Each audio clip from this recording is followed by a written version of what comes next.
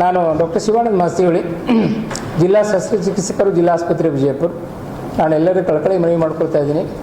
ಈಗ April May ಶುರುವಾಗಿರೋದ್ರಿಂದ ವಿಜಯಪುರದಲ್ಲಿ ತಾಪಮಾನ ಭಾಳ ಜಾಸ್ತಿ ಆಗ್ತಾಯಿದೆ. ದಿನಕ್ಕೆ 40 ಮೇಲ್ಪಟ್ಟು ತಾಪಮಾನ ಜಾಸ್ತಿ ಆಗ್ತಾಯಿದೆ.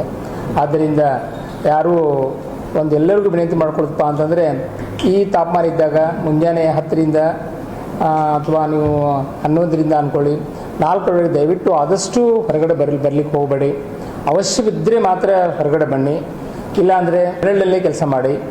ಏನೇ ಕೆಲಸ ಇದ್ದರೆ ಮುಂಜಾನೆ 10 ಗಂಟೆ ಒಳಗೆ ಮುಗಿಸಿ, ಇಲ್ಲ 4 ಗಂಟೆ ನಂತರ ಮಾಡಿದ್ರೆ ಒಳ್ಳೆಯದು. ಯಾಕಂದರೆ ಈ ಸಮಯದಲ್ಲಿ ಸ್ವಲ್ಪ ತಾಪಮಾನ ಜಾಸ್ತಿ ಆಗೋದ್ರಿಂದ, ಹೀಟ್ ವೇವ್ ಜಾಸ್ತಿ ಆಗೋದ್ರಿಂದ ಆರೋಗ್ಯದ ಮೇಲೆ ಸ್ವಲ್ಪ ತೊಂದರೆ ಆಗುವಂಥ ಇರ್ತವೆ. ಒಂದೊಂದು ಮುಖ್ಯವಾಗಪ್ಪ ಅಂತಂದರೆ ನಿತ್ರಾಣ ಆಗ್ಬೋದು. ನಿತ್ರಾಣ ಅಂದರೆ ನೀರಿನಂಶ ಕಡಿಮೆ ಆಗ್ಬೋದು, ಲವಣಾಂಶ ಕಡಿಮೆ ಆಗ್ಬೋದು. ಅದಕ್ಕೋಸ್ಕರ ಚಕ್ರ ಬಂದು ಬೀಳುವಂಥ ಚಾನ್ಸ್ ಇರ್ತವೆ. ನಮ್ಮ ಮಿದುಳಿಗೆ ರಕ್ತ ಪರಿಚಲನೆ ಕಡಿಮೆ ಆಗೋದಕ್ಕೋಸ್ಕರ ಮಿದುಳಿಗೆ ರಕ್ತ ಪರಿಚಲನೆ ಕಡಿಮೆ ಆಗಿ ಅದರಿಂದ ನಾವು ಹೀಟ್ ಸ್ಟ್ರೋಕ್ ಅಂತೀವಿ, ಹೀಟ್ ಸ್ಟ್ರೋಕ್ ಆಗುವಂಥ ಪರಿಣಾಮಗಳು ಭಾಳ ಇರ್ತವೆ. ಆದ್ದರಿಂದ ದಯವಿಟ್ಟು ತಾವು ಯಾರಾದರೂ ಅವಶ್ಯವಿದ್ದರೆ ಬನ್ನಿ, ನೆರಳಲ್ಲೇ ಕೆಲಸ ಮಾಡಿ. 4 ಗಂಟೆ ನಂತರದ 5 ಗಂಟೆ ನಂತರ ತಮ್ಮ ದಿನನಿತ್ಯ ಕಾರ್ಯಕ್ರಮ ಮಾಡಬಹುದು.